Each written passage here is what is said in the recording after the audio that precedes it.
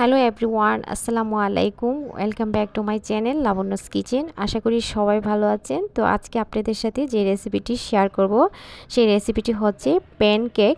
আর এটি এতটাই সফট, নরম, তুলতুলে, ভীষণ একটা ভালো লাগার রেসিপি আমার। তো এটা ছোট বাচ্চাদের খুবই পছন্দের তালিকার মধ্যে একটা। তো চলুন এই রেসিপিটি তৈরি করতে কি কি উপকরণ লাগে আর ভালো লাগলে প্লিজ আমার চ্যানেলটি সাবস্ক্রাইব করবেন, একটি লাইক দিবেন। তো প্রথমে আমি প্যানকেক তৈরি করার জন্য 2টি ডিম নিয়েছি। তো 2টা ডিম ভেঙে দেওয়ার পর এখানে আমি 1 চিমটি লবণ দিব।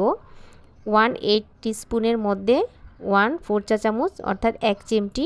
আর এখানে দিয়ে দিচ্ছি ভ্যানিলা এসেন্সের পরিবর্তে 1 চা চামচ লেবুর রস। তো আপনারা চাইলে ভ্যানিলা এসেন্সটা দিতে পারেন। তো আমার হাতের কাছে ছিল না বিধায় আমি 1 চা চামচ লেবুর রস দিয়ে দিয়েছি।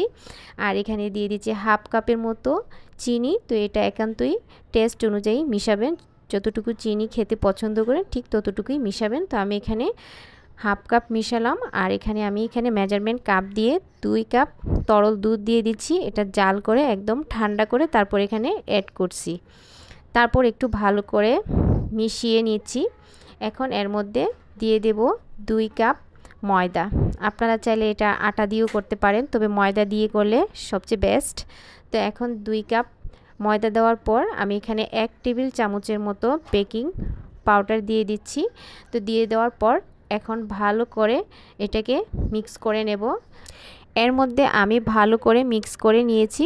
তো এখন আমি যে কাজটি করব, একটা স্টিনার ছাঁকনির সাহায্যে এখন আমি ভালো করে ছেঁকে নেব।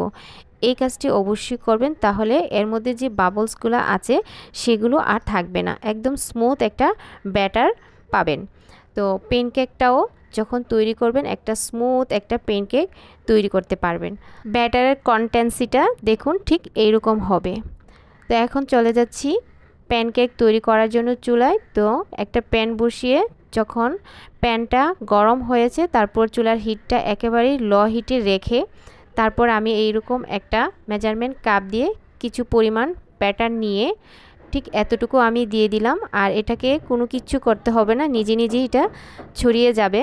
তো দিয়ে আপনারা চাইলে এখানে 1 মিনিটের জন্য ডাকনা দিতেও পারেন, আবার নাও দিতে পারেন। তো আমি কিন্তু ডাকনা দিইনি, ডাকনা না দিয়েই আমি তৈরি করছি। এটা ডাকনা দেওয়ার প্রয়োজন হয় না, চাইলে ডাকনা দিতে পারেন। তো দেখুন অসংখ্য ছিদ্রযুক্ত হচ্ছে। তো ঠিক এই রকম হওয়ার পর 1 মিনিট পর আমি জাস্ট এইভাবে একটা স্প্যাচুলা দিয়ে উল্টিয়ে দিচ্ছি। তো উল্টানোর পর এখন আমি আরও 1 মিনিটের মতো অপেক্ষা করব অপর পাশটা হওয়ার জন্য। তো 1 মিনিট হয়ে গেলে তো দেখুন অপর সাইডটা ঠিক এই রকম থাকবে। তো এরই মধ্যে কিন্তু আমার একটা পিঠা হয়ে গেল। তো আশা করি বুঝতে পারছেন প্যানকেকটা কিভাবে তৈরি করতে হয়। তো এই তো তৈরি হয়ে গেল আমার সুন্দর একটা প্যানকেক। এখন সেকেন্ড আরেকটি পিঠা দিয়ে আমি আপনাদেরকে দেখাচ্ছি। তো ঠিক এইরকম পরিমাণ মতো অল্প একটু ব্যাটার দিব। তো দিয়ে অপেক্ষা করব 1 মিনিটের জন্য। আর হ্যাঁ, চুলার আঁচটা কিন্তু অবশ্যই লো হিটে রাখবেন, তা না হলে কিন্তু পিঠাটা নিচ দিয়ে পুড়ে যাবে। তো এখন দেখুন 1 মিনিট পর আবার পিঠাটা আমি উল্টিয়ে দিচ্ছি। তো উল্টানোর পর আবারও আমি 1 মিনিট রাখবো ঠিক একইভাবে। তারপর আমি প্যান থেকে পিঠাটা উঠিয়ে নিচ্ছি। তো একভাবে আমি সবগুলো পিঠাই একইভাবে আমি তৈরি করে নিয়েছি অফ স্ক্রিনে। তো দেখুন মাশাআল্লাহ দেখতে কত সুন্দর লাগছে, এবং এটা কিন্তু খেতেও ভীষণ টেস্টি এবং নরম তুলতুলে একটা সফট একটা প্যানকেক। আপনারা চাইলে এটা বাচ্চাদের টিফিনে এবং সকালের নাস্তায় বা বিকেলের নাস্তার মধ্যেও আপনারা এটা রাখতে পারেন, বা ঈদ আসছে ঈদের মধ্যেও কিন্তু এই রেসিপিটা আপনারা তৈরি করতে পারেন। তো আমি উপর দিয়ে একটু ডেকোরেশনের জন্য একটু মধু দিয়ে দিচ্ছি, চাইলে আপনারা মধু দিয়েও খেতে পারেন। আর এটা কিন্তু এমনি এমনি খেতে ভীষণ ভালো লাগে। তো ভিডিওটি এই পর্যন্তই। আল্লাহ হাফেজ, আসসালামু আলাইকুম।